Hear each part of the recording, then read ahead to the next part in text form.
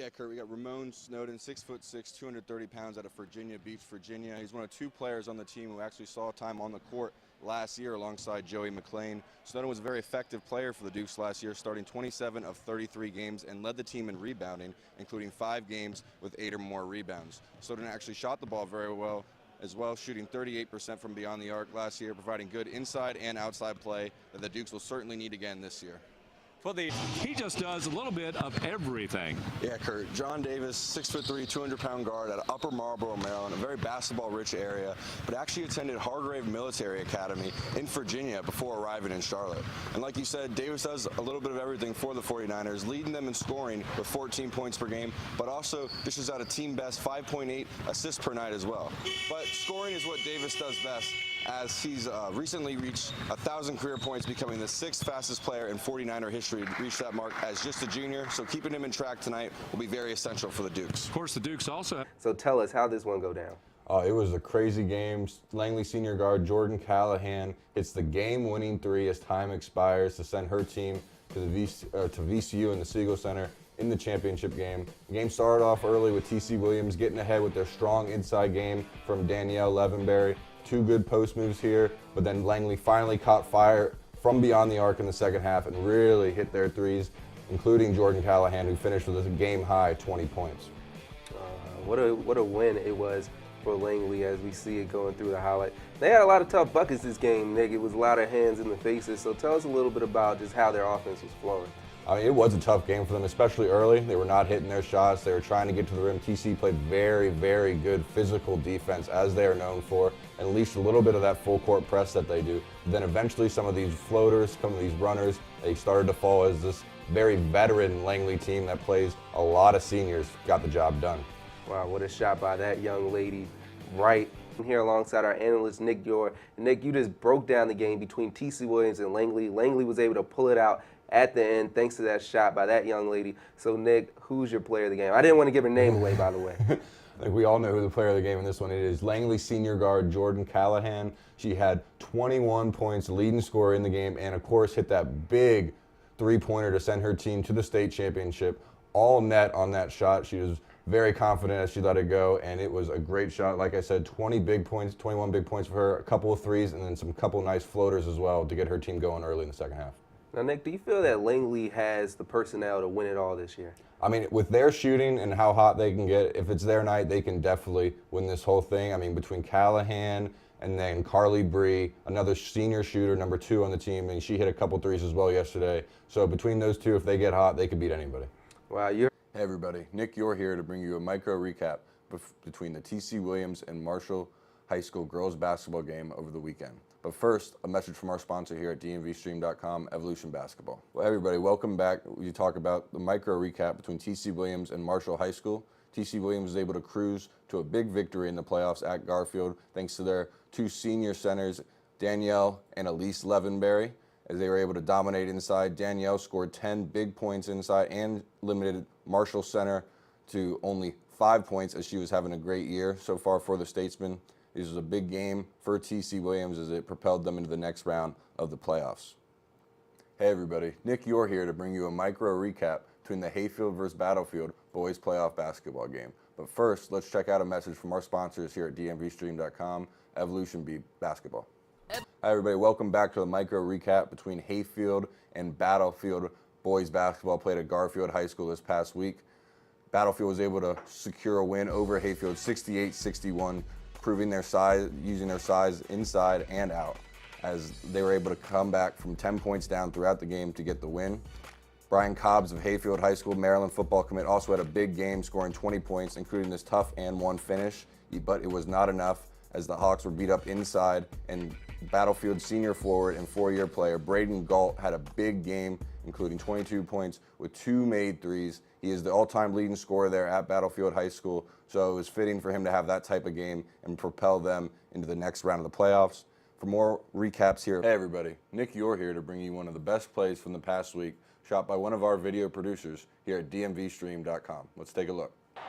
We go to Greenbelt, Maryland, where Eleanor Roosevelt senior guard Justin Bailey gets the vicious block, and Jaden Faulkner finishes on the other hand with the one-handed jam in the Raiders' 60-56 win over Bowie.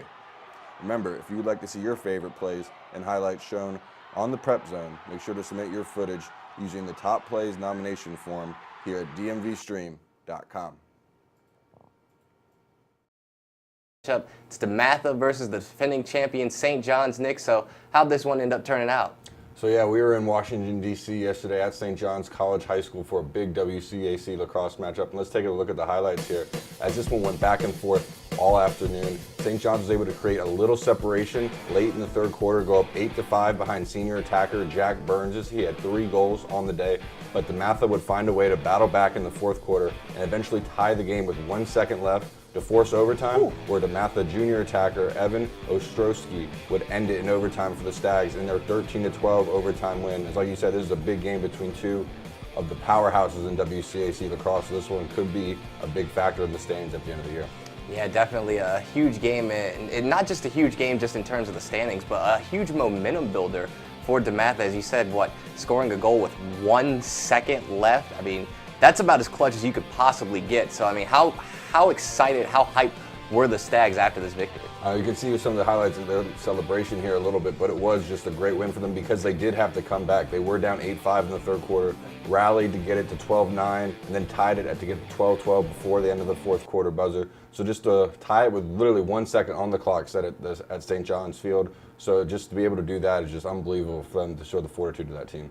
Yep, definitely a huge momentum-shifting, character-building victory for the DeMathas. Who was your individual player of the game? Yeah, like you said, a lot of goals in this one from a lot of different players, but our player of the game is the main man himself, Evan Ostrowski from DeMatha, the junior attacker, had 4 big goals in this game, and including the game winner, as we showed, in overtime, that capped a great road comeback win for the Stags to get them started off in WCAC play.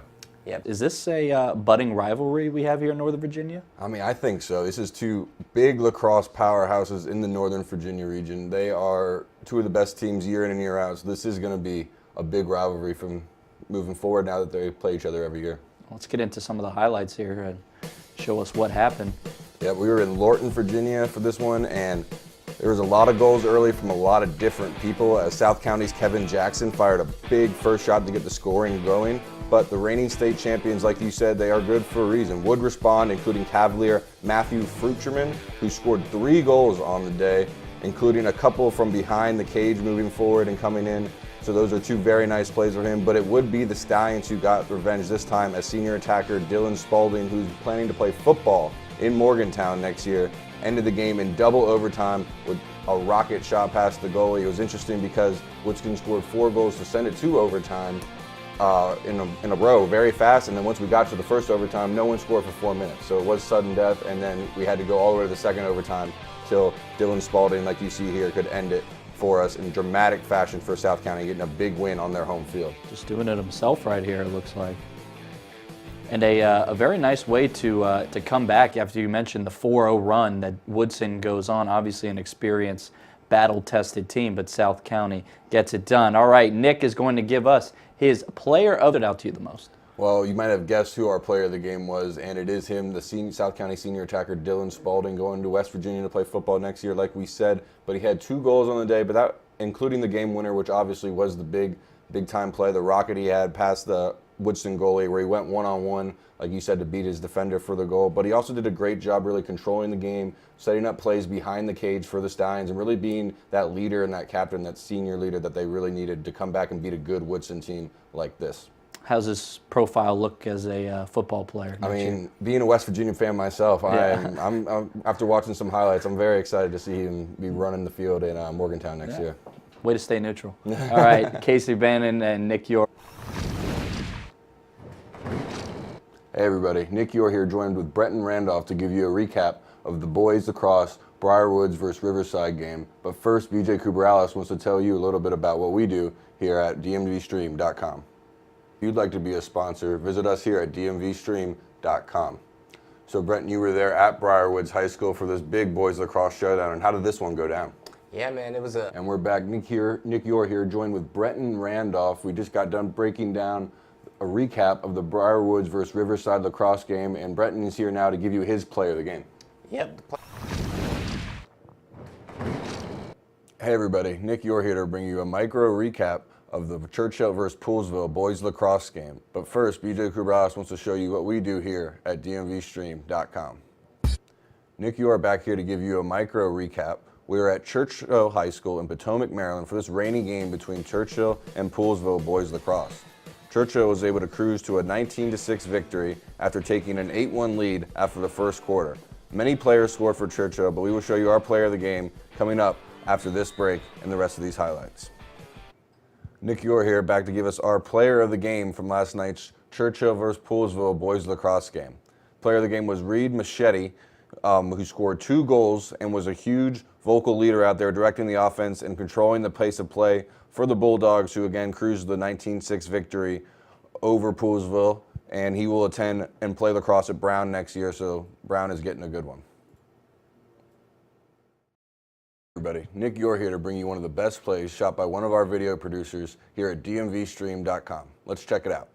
Back at Gonzaga College High School in the district, as we pick this one up in the third quarter, where Gonzaga's Jack Meyer scores his 3rd goal of the day, unassisted as he just backs down his man and is too strong for the defense, scoring the easy goal in the Eagles' 11-8 victory over Boys Latin.